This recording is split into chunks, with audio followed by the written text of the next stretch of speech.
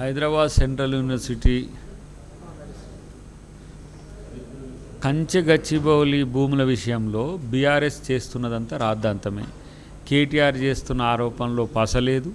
ఆయన media attention కొరకు లేకపోతే ఆయన మర్చిపోతున్ననే ఉద్దేశంతో బాంబని తుస్సుమంటున్న తీరే మనం గమనిస్తున్నాం. కాబట్టి కేటీఆర్ చేస్తున్న ఆరోపణలకు సంబంధించిన అంశంలో కాంగ్రెస్ ప్రభుత్వం, కాంగ్రెస్ పార్టీ కూడా, అధిష్టానం కూడా దాని విషయంలో చాలా కీన్గా ఉన్నాం. అన్నిటికి మించి సుప్రీంకోర్టు దాని మీద ఒక ఉన్నత లెవెలమైన కమిటీ వేసింది. ఆ కమిటీ కూడా అన్ని రికార్డు చేస్తుంది. కాబట్టి మీరు చేస్తున్న ప్రచారాలు అబద్ధాలని తెలిసిన తర్వాత రోజుకో అబద్ధం ఆడడానికి ఇలా కొత్త అబద్ధం ఆడినట్టుగా కేటీఆర్ని చూడాల్సింది తప్పితే దాంట్లో ఎలాంటి విలువైన విమర్శ లేదు, విలువైన సూచన లేదు, విలువైన సమాచారం కూడా లేదు. కాబట్టి ఇంకనైనా ఇలాంటి అబద్ధాలను ప్రచారం చేసుకోవడం మార్చుకోవాలని చెప్పేసి నేను బీఆర్ఎస్ పార్టీకి హితం.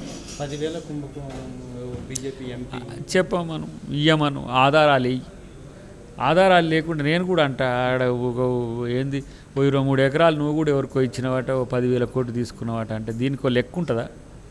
ఎవరైనా కూడా ఆరోపణలు, రాజకీయ ఆరోపణలు చేసుకోవచ్చు. దాన్ని రాజకీయ ఆరోపణగానే అన్నాడు మనోడు. కానీ ఇష్యూ అయితే కేటీఆర్ అని మాట్లాడుతున్నావు కదా, ఇప్పుడు మీ టీవీ వాళ్ళు అందరూ మాట్లాడుతున్నారు కదా, అబ్బో కేటీఆర్ ఇట్లా అన్నాడు అట్లా అన్నాడు.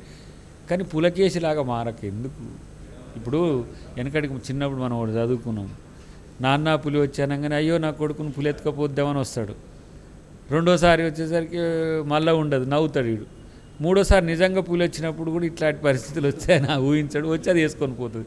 ఈ కేటీఆర్ పరిస్థితి కూడా గిట్నే అవుతుంది. వాస్తవాలు మాట్లాడడం నేర్చుకుంటే మంచిది. అబద్ధాల పునాదుల మీద ఎక్కువ రోజులు రాజకీయాలు చేయలేరు. ఇది గుర్తుంచుకుంటే మంచిదని మిత్రునికి హితం.